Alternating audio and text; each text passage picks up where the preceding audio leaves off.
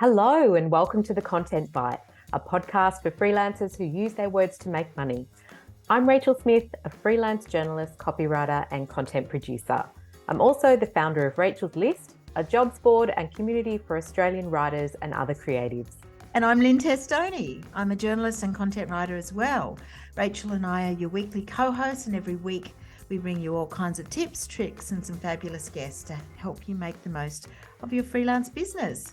You know, feast or famine cycle hits harder without visibility over your finances. And that's why we love Rounded. It's an accounting system that reveals income sources, profitable clients and projects, and it helps you even anticipate quiet periods, doesn't it?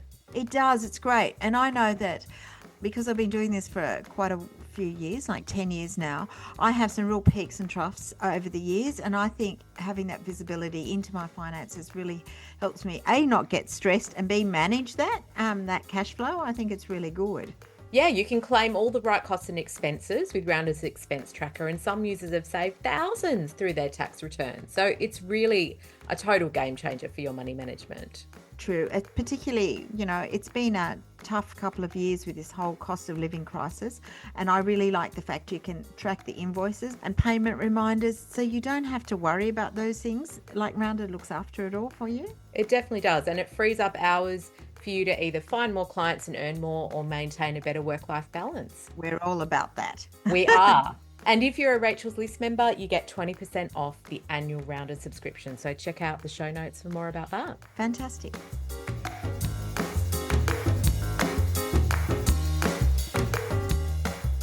Hi everyone, Lynne here. This week on the Content Byte, we have something a little different, but hopefully still useful to you all. This episode was originally recorded as part of Austin Church's Growth Without Burnout Summit, held recently. This virtual event was so inspiring and useful and featured speakers from all across the world talking about how to grow a thriving freelance business without burning out. So as part of this amazing summit, Austin asked Rachel and I about our friendship and how and why we started this podcast. We first met Austin when he was the keynote speaker at the Content Byte Summit in 2024. We felt honoured and flattered that he asked us to be involved with his summit. In this episode, we talk about how a friendship turned partnership evolved into a thriving podcast, the summit, and an unexpected SEO goldmine. From dividing tasks based on complementary strengths to navigating conflict without contracts. Yeah, really. This interview is packed with insights and collaboration. Whether you're thinking about a podcast, agency model, or a passion project, this episode is a crash course in building something big without burning out or blowing up your business. And yes, this will even tell you how we've remained friends after all this time. Lynne and Rachel, the last time I saw you two, I was in Sydney with you. And yes. I wish I were still in Sydney with you. I had such a lovely time in your city. We loved having you. Yeah, it was lots of fun. It's one of the joys of organising something like the summit is, I think you were saying off air, you get to meet people that you've always been following and that you really like working with. It's great conceit, really, it gives you a reason to make those calls, send those emails. Yeah. And it's nice when you don't regret getting together with them. Well, hopefully not. God. Loved having you. We love having you in Sydney, and I think everyone got a lot out of your presentation. It was great. Thank you. Well, thank you. I'm trying to reciprocate in some small way, although this is kind of an interesting topic to explore, this idea of partnerships. I know that you two have partnered on the Content Byte Summit, the Content Byte podcast, maybe other things as well. And so you were kind of at the top of my list because I know that you will be honest about your partnership. Yes. So before we get into that, why don't you tell me as individuals about some of the milestones in your careers to date? Okay. Sure. Do you want to go first, Lynne? Sure. So This is the first test of the partnership. absolutely. So I've got a background as a journalist, and I am a writer and an editor, and I specialise in, I guess, lovely lifestyle content. I write about beautiful homes and architecture and design for both glossy interior magazines, plus also increasingly the last 10 years, a lot of corporate clients in that space. So I write their content. I also organize a lot of photo shoots and sort of things like that. So that's my main gig. Yes, so I was an editor of a glossy magazine, and I write about food as well. Rach? Yeah, well, I started off in magazines, so I'm a journalist as well. I started off as a sub and then became a features writer. And I was a movie reviewer for many years and worked a lot for women's mags and health magazines.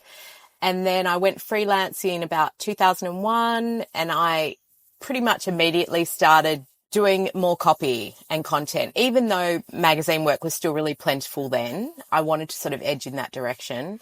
And now that's become my main thing, with a little bit of journalism and custom content in the mix. And then around that same time, 2001, I started Rachel's List, which was just an email list. Yeah, that was just a really tiny email list of writers who wanted to get together for lunch and then for, to talk Share shop work. at a pub, share work. And it became huge. I think that list started with 3 people and ended up with 800.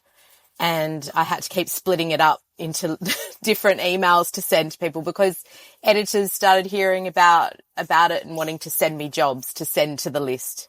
And I just thought, this needs to, be monetized or be on a website or be easier to manage. So that's what I did. I just kind of put it on a website, I think in 2012. But from that point, I was juggling both. I've been juggling both ever since. Yeah, my own business and Rachel's List. And now the podcast. Wow. Yeah. I had no idea Rachel's List had been around that long. And maybe that's the first point I'll underline. And this is salient to our conversation about partnerships. Sometimes you try things to see if they'll work. And then lo and behold, 24, 25 years later, you're like, I guess it worked. Yeah. It's funny. It was not something I ever thought would become as big as it's become. Yeah. Or evolve in the way it's become. It's been very organic. Yeah. So how did you two meet, and when did you meet? It's through friends.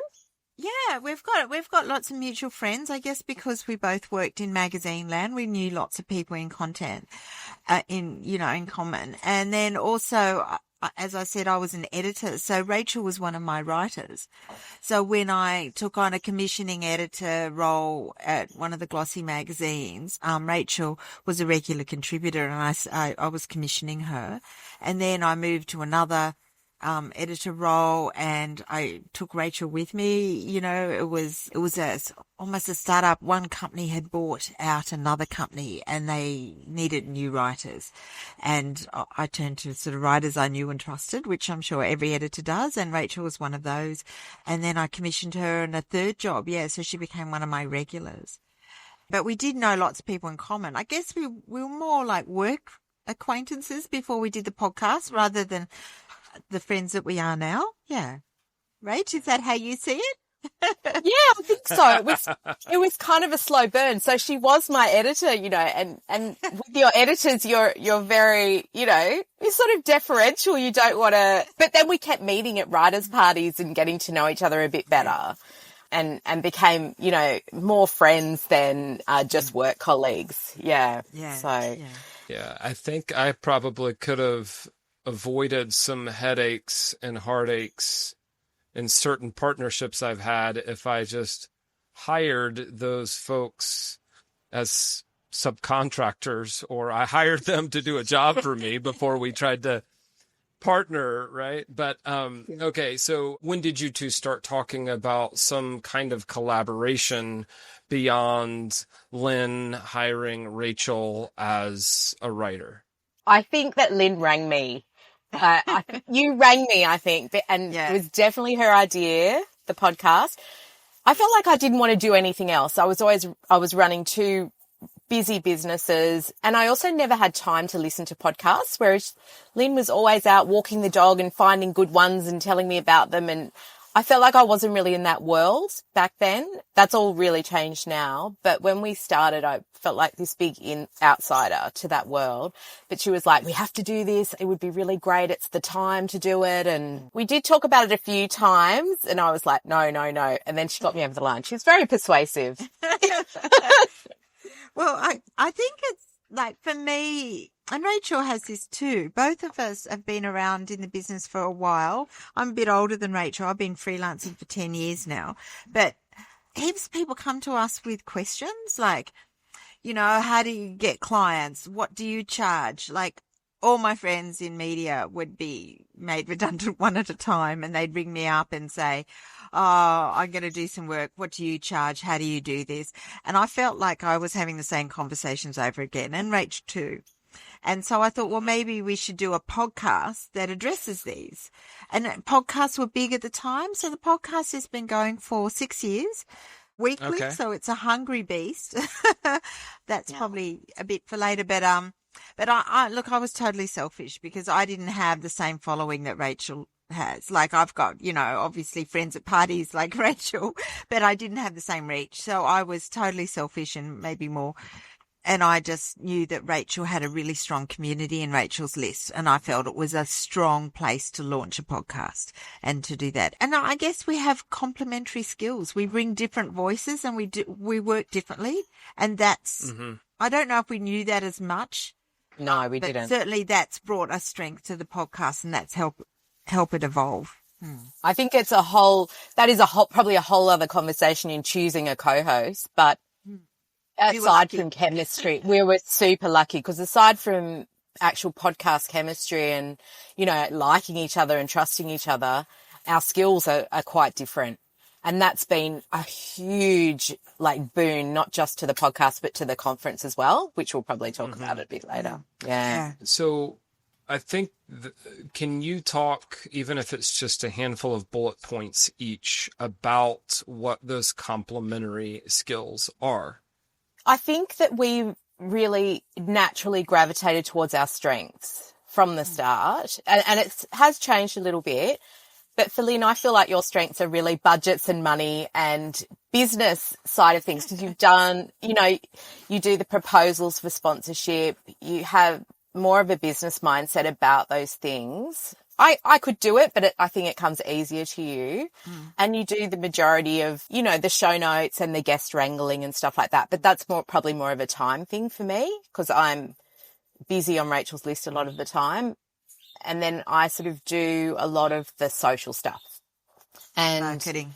email marketing and, you know, trying to think about our processes and how we can improve them. Like we just did a form for people to pitch to us, and they can do their elevator pitch. They can upload their photo and their bio, and it's all in the one place. And we're just like amazed at why didn't we do that sooner? This is crazy. You know? Yeah. So we're getting smarter about that, all that sort of stuff. I think we share writing our newsletter, but I kind of load it up and create the template and all of that. Lynne, you write most of the scripts, but I will edit them and add in questions or change aspects. We both research the guests, and so the scripts come together between us both. But it's sort of it's kind of a mix of tasks, but it seamlessly happens somehow. Well, also, I think when we started, we didn't know what a podcast involved. Like we didn't know what sort of lists, like some of those things like the marketing or setting up like processes for onboarding guests and things. We didn't even know that was involved. It makes sense now. And so I guess we've said, we should do this. This will be better. And one of us will take it on. And I appreciate you just highlighting that it has evolved over time. I think it's like partnerships are like any other relationship where there are some unknowns. I do want to point out one thing. Rachel, I think it was you who said, or maybe it was Lynne, but one of you said, oh yeah, we had good chemistry. And I think that's a really good place to start in a partnership, because you will be spending time together. But I also want to point out that, like any other relationship, a good partnership needs more than good chemistry. Yeah. Because as soon as work gets involved and money gets involved, it's like chemistry and complementary skill sets, because there's work, Okay, so how did the conversation unfold? In the conversation, I mean partnership. Did you say we're going to do an episode? Or did you say we're going to do a season? Did you put all this down in writing? Like, how did it happen? I think we were only going to do about 6 to start with. And because of the name, the Content Byte, we made our episodes 10 minutes long in the beginning. And my husband is very into music and has all this recording equipment. And so he set us up in Lynne's spare bedroom with mics. Was this just before the pandemic hit? It was, maybe? yeah. It was. 2019, and so we record.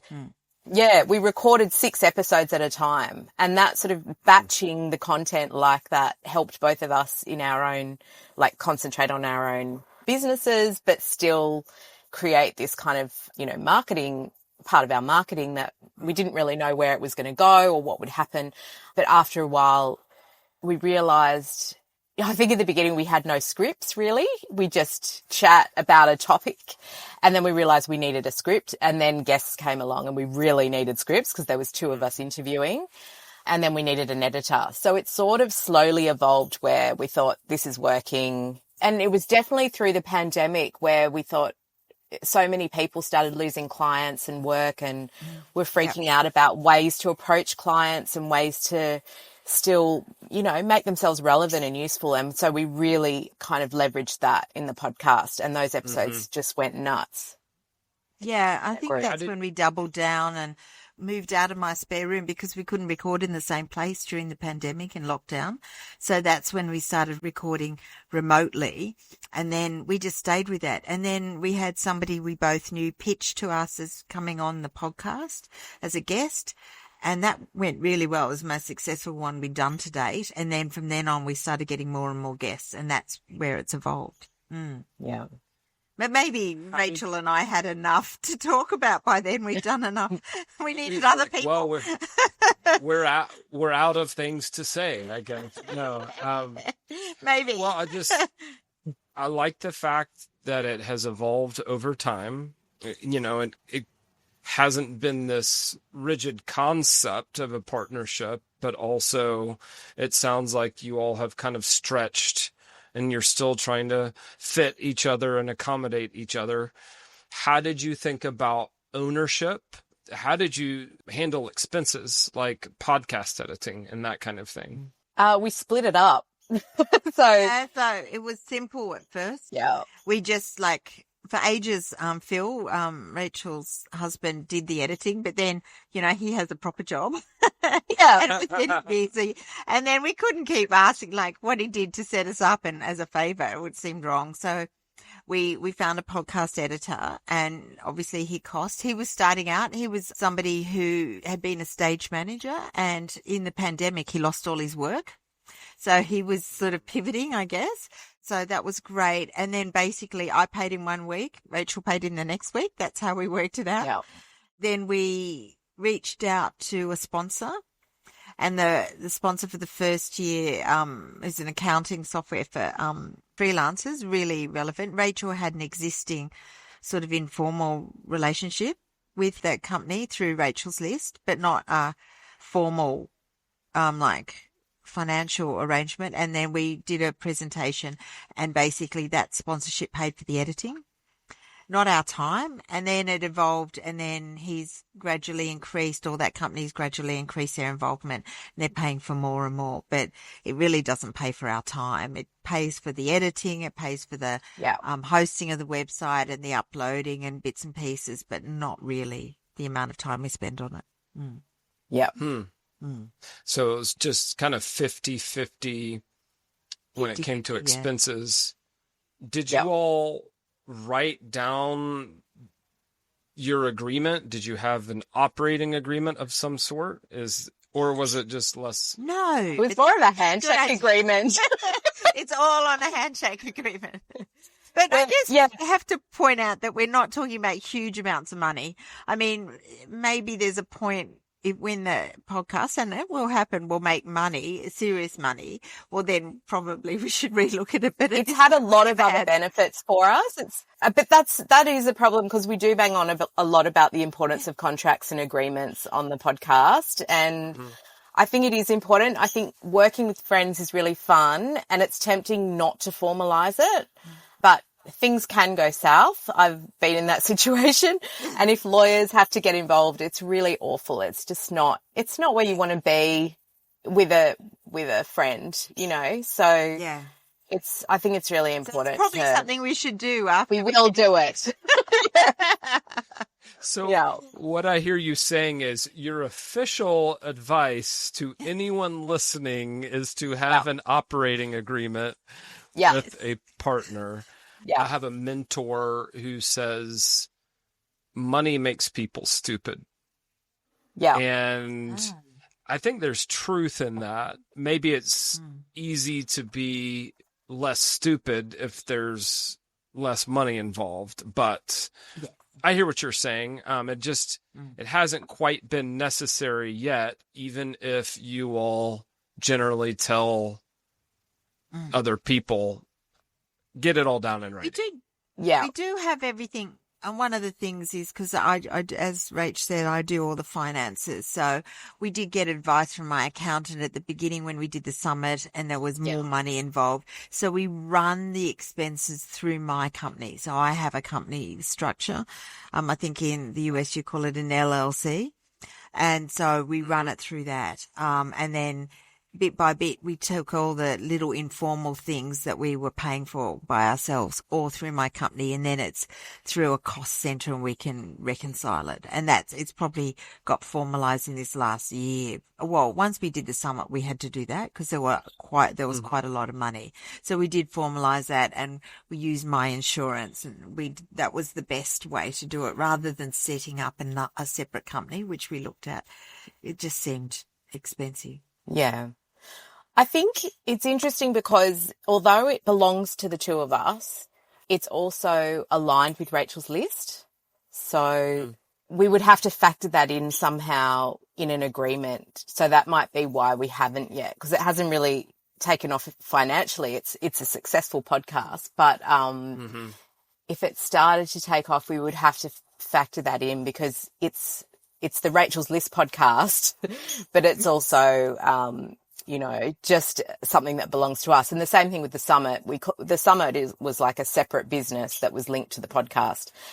But because there's so much crossover with our audiences and the communities, like the podcast community, the Rachel's List community, it just all was very organic. It's kind of a tricky situation. We should probably talk to someone about how an agreement might look. Start now. But we haven't done it yet because it hasn't been super necessary. The summit, though, was a different beast. We had full ownership over those conferences. We were very, kind of regimented about how we ran them and how we planned them and all of that. Yeah. Well, I think it's amazing that you all have been in a partnership for 6 years and you've gotten this far with this successful podcast without having to, it sounds like there hasn't been some sort of event or forcing function. And I could say, well, hey, that you could look at that as a win, right? Yeah, totally. I'll take that. Yeah. I mean, we all know people who have not had that same story. They've had a very difficult or contentious partnership story. But Lynne, I think you were going to say something. Oh, I think interestingly, I'd worked with Rachel professionally, so I knew she was efficient in some ways. So I knew she can write well, which is probably in some ways. But then also I knew she was efficient in the way she approached a business. She always delivered copy on time. It was always clean. She always invoiced promptly. She was always professional. So I sort of had an insight, and I'd worked with her for, 2 or 3 years like that. So there's some people who I love who I've commissioned who do great work that I wouldn't work with because I know that they're all over the place business wise and not efficient. So I guess I had that insight into her. But also I think when you've been doing this as long as we have, and I've been doing it for long, well, Rachel's been freelancing longer, but I've been working longer. I think you have some good self-awareness. I know the things that I'm better at and the things that I need help with. And I think I'm pretty good. I'm also I think what I've learned over the years as an editor and stuff was to accept other people's strengths and the way that people can work differently and it still doesn't matter. So we talked about working differently, like one of the obvious things is that I'm an early morning person and Rachel's an evening person. So I'm up at 6 or something and I do a lot of my work then, whereas Rachel she does all her deep work late at night. And so I'll wake up to things. I don't judge that. That doesn't matter. And I think a lot of those things you get with maturity, don't you think, Rach? Yeah, absolutely. I hadn't thought about that, but yeah, we work at totally opposite ends of the day in order to get everything done, but also kind of on a personality type mix. I'm a real overthinker and Lynn is not. I mean, know that you are. I don't mean that as that you're not. Yeah, no, but I know what you mean. You're very much, get things done. Don't think about it too much. And I think having her as a business partner and a friend has really been brilliant because she's a very calm and comforting person to have in your corner and has this very calm way of navigating the world, whereas I can catastrophize sometimes. But also I've learned so much from, her about business. So it's been a really educational partnership for me as well. I'm not sure she gets as much out of the deal as I do, but I really it's been so nice becoming friends as well as business partners. Yeah. Because we have to be really honest with each other about everything. Like if she wants to put a guest on that I don't agree with, sometimes I'll be like, I don't want that person. I don't think that's right for the podcast or our audience. And we have to be really respectful of why we want that person or, different kinds of decisions that you have to make. You've got to be really honest and often, there's a bit of give and take or, there have definitely been some no's that we've both kind of put out there, but we've never actually had any argy-bargy, I suppose. No. Yeah. Argy-bargy. That's such an very Australian word. There have been a couple of moments where we have had disagreements, I remember. But we have. That's to be I think expected. Totally. And when Rach talks about she's probably more dramatic than I am, but that's probably a good thing that sometimes I just will plow on regardless and not necessarily thinking about how people would appeal. Like writers are a sensitive bunch. Rachel's more sensitive than I am. And then she gives me a good insight into how it could be perceived. And yes, and certainly in terms of tone, the things that probably I'm much more straighty 180 as a writer, particularly in business type things, whereas Rachel's got a lot more personality and chattiness in her writing. So I've had to sort of stretch myself because I do recognize that her way of writing connects with an audience better, particularly our audience. I want to call out several things that I think are really important and valuable to people who are thinking about partnership. Self-awareness goes a long way. With that comes the recognition of your own weaknesses and other people's strengths. Yeah. You used the word maturity, and I think that is like a really robust and multifaceted word. I think you could also use the word character because when you were talking about Rachel, Lynn, you said that she met deadlines. And I think that partnerships are just easier if you have a really deep respect for each other. Yeah. And we talk about trust, but what that means is ultimately, I believe that you're going to do what you said you were going to do. And it becomes really difficult to do just about anything. I don't know if in university you all had to do the group project where some people just didn't pull their weight. Yeah. Yes. So I just wanted to pull those things out because all those character and personality traits, and I will also say values, because I think respect a value for respecting other people, is important, but it's also a counterpart to chemistry. Like chemistry is like, do I enjoy spending time with this person? Do we have some similar interests? Do we enjoy talking about the same things? And you can get all that and have a really bad collaboration. Yeah. And so it's like you kind of need to anchor the chemistry against some of those complementary character and personality traits and values. But I want you all to hit rapid fire any like good surprises or benefits that have come from partnership, and then we'll also do challenges and frustrations. If you want to, we can also strike that from the record. Do you want to start, Lynn? No, you start this time. Okay. All right. So I think, God, there's been so many benefits. That's the really interesting thing in a partnership that doesn't really make you money personally, but has had enormous benefit over your career. And much as I find the term a little bit wanky, your personal brand. Like I think the podcast and the summit has really raised our profiles. Like it's catapulted us to another level of visibility. But often I don't even realize that, how many people listen to it, or, who's listening, or that sort of thing. I think it's been really good for Rachel's list, because the podcast and the summit have been natural pathways to membership for a lot of writers out there who weren't aware of it, or of us. And on a personal note, the backlinks from the podcast have been spectacularly good for my SEO. So it brings a lot of SEO juice. I will take that.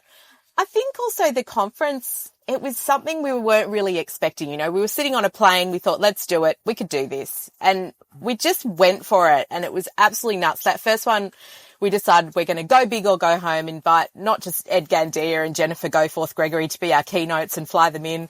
And the buzz from that event, and also from the following year's event with you, Austin, on stage, it was like nothing we'd ever experienced, and the knock-on effect from that has been huge. Like the visibility, the learnings, what we've learnt, the fun, the connections, the networking, and all the stuff that's come out of that. There's been masterminds and books published, and, people connecting in ways that we never expected. So huge benefits, I think. Yeah, for me too. I mean, it's great. I feel that the same thing. It's Rachel had a higher profile, and probably still does, than I do within the freelance community. Certainly raised my profile. I also think that working so closely with somebody, you end up trying new things that you never would have. Certainly Rachel's does a lot more copywriting than I do. And I've learned, like, we're now doing a newsletter for the podcast, which I hadn't really done a newsletter. And she's, of course, with Rachel's list, she's got a really good newsletter program that she uses. She's got it set up well. So I've managed to do that newsletter starting from a much stronger position. We have pitched on projects together with complementary skills, which has been interesting.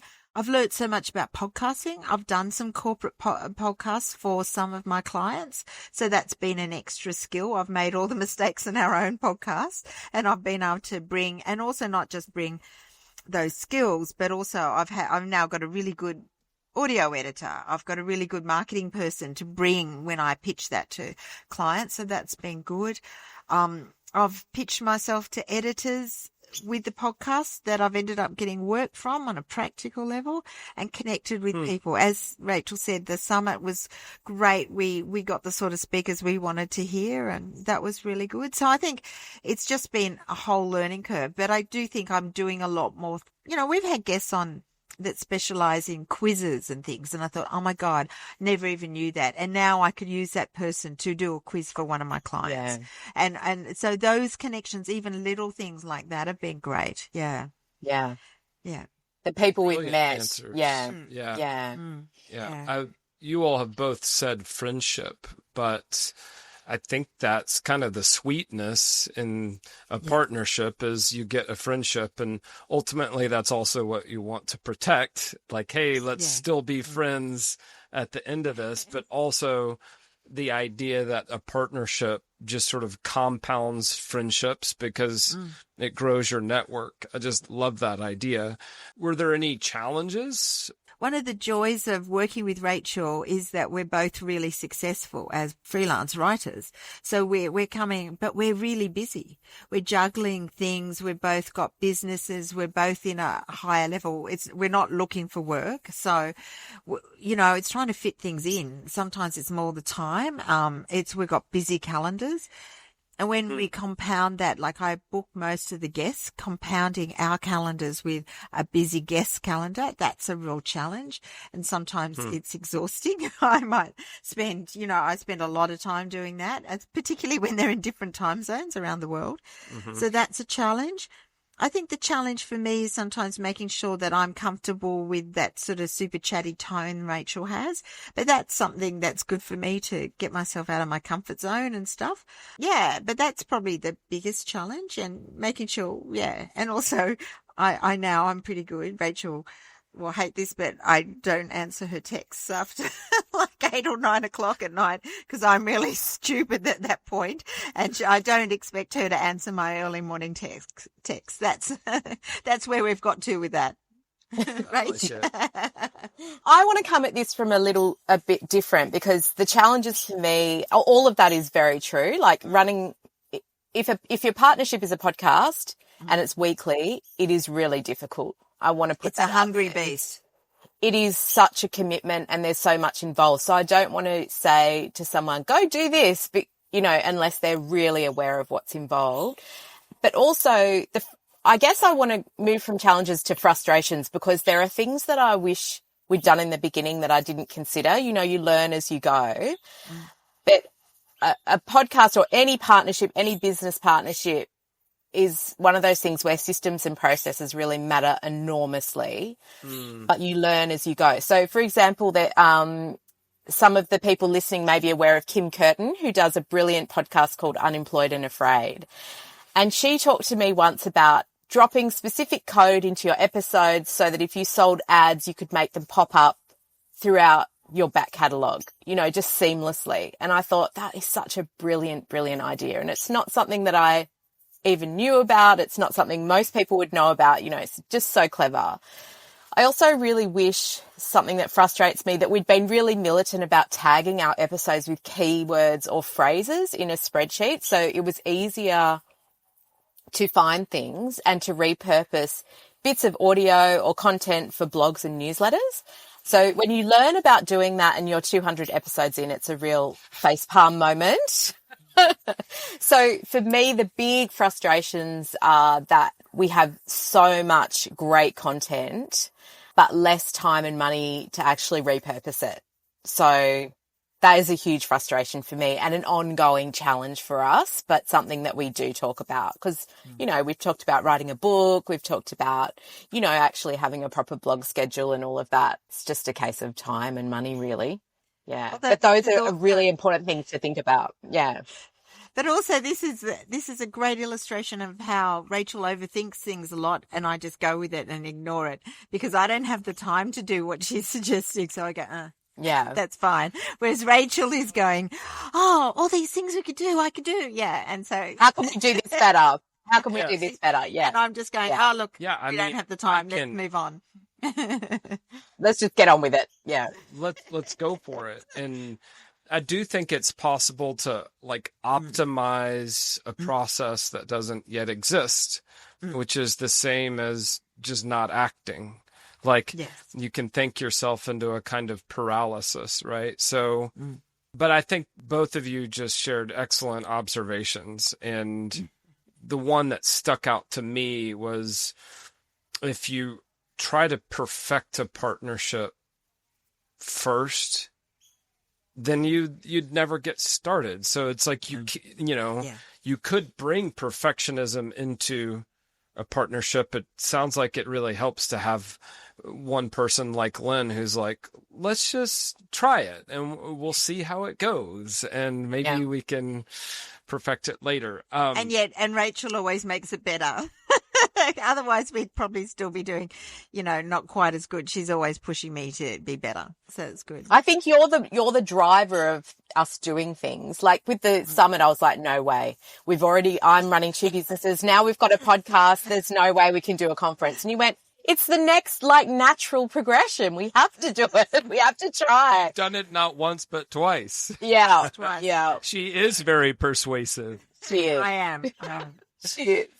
So would you all give some advice to more advanced freelance writers who maybe are thinking, hey, I could start like an agency with this person that I like, or hey, I should collaborate on a podcast or a book or an event with somebody that I like. Like, we all have these opportunities to partner. What would you both say specifically to writers? And I know writers can be different, but what advice would you give? I think start small is always a thing. I think the fact that Rachel and I had a professional relationship was good, and we understood each other and some mutual respect. I would never suggest starting like a big project. I'd do a little project or a stage project because it is about how you work together. I think that's probably the main thing I'd say, but also you have to relax and let other people work in a different way to you. I think that's the hardest thing, particularly for freelancers who've worked by themselves. You work a way that works for you and that suits your preferences. You've got to accept that other people work differently. Mm-hmm. Yeah. I think it's important, yes, to start small and to have realistic goals, but I also think you want to know what is the outcome or the return on investment that we're seeking from doing this, or what are the tangible results that we want to see, and what is the timeline for seeing those results. Like, we really had, fixed ROIs for the conference particularly, and so you really have to nail all those down and be on the same page. I also think if you're starting something with someone, I'm going to go back to my favourite topic, you really need to think about your systems and processes in the early stages to automate aspects of the job and ensure content is able to be repurposed. And I really think probably some of the best money you'll ever spend is to consult with an automation expert in the beginning, so you can start as you mean to go on. I think it will save you an enormous amount of time and money doing that. Choose your partner really, really carefully, because you have to trust each other. You've got to both know and trust that the other person will bring 50% to the partnership. And because there are going to be days where you're tired, you're on deadline, you're just not feeling it. You just basically want to chuck it all in the air and not do it anymore. And the other person will naturally have to jump in and kind of, be the one who drives you forward. And you're constantly flipping between those roles if you're really busy people. So I think that's really important. I also think if the partnership you're thinking of is a podcast, I wouldn't get really hung up on metrics, but I would use them, to sort of tweak and guide your content, because, ultimately you're always putting your audience first and thinking about how will this guest or how will this idea serve them. And so metrics are really useful for, for growth and creating, content or a product or whatever it is that really serves your audience. So, yeah. You all... I also think everything with businesses, and the podcast particularly, it's evolved. Podcasts are in such a different place than when we started 6 years ago. We couldn't have possibly predicted everything. So some of this you do just have to start, but you have to be prepared to say, this isn't working, we should do more of this and less of that, and all the time. And that's the same with any business, really. Well, a freelance business, you've got to say, actually, the market's changing. And the pandemic gave us lots of opportunities. It also gave us lots of restrictions, but in the end, it was a good thing for the podcast. And so you've got to be prepared to change your business model. And that's the same with anything, really. Rachel's List is a whole different game from when you started it. And I think that's the same with both our businesses. Yeah. Yeah. You've got to be prepared to take risks, I guess. Yeah. Yeah. That's good. That word, we avoid it. And yet that's a fundamental part of any new venture, including a partnership, is risk. I want to just circle something that you said, which was you're both very established and successful in your respective freelance careers. And just from my perspective, I think that contributed to the success of your partnership, because I've had some partnerships fall apart because one or the other partner put pressure on the partnership to like either generate revenue, maybe before it was ready, or like needed to take cash out of the business when the cash probably needed to stay in the business. But there was just some what ended up being catastrophic differences in motivation. And so the fact that neither one of you is dependent upon the partnership to pay your bills, and even you could put money into the partnership at critical times to keep the podcast going. Yeah. I think that contributed to the longevity of your partnership. Oh, for sure. And I think when you've been running a money business, changes everything. yeah. Yes, it does. But also when you've been running a business for a long time, you sort of are more aware of some of those things. Like you're not as idealistic, you're a bit more practical. We had already good systems. Had good invoicing systems. We were used to, like if you did this straight from the beginning, our financial systems were well set up. We knew what we're doing. We did have money in the bank. I mean, obviously we don't want to lose money, but yeah, we knew our stuff. Yeah. Mm-hmm. Which means that almost any new project or venture you take on, it's that much more likely to be successful because it's built on that business foundation. Yeah. Okay. So I want to end. Well, I'm going to ask you where people can find you online, of course, and where they can go listen to the podcast, because it's a really good one. But let's end with one definitely don't from each of you related to partnerships. So if you are interested in forming a partnership, definitely don't fill in the blank.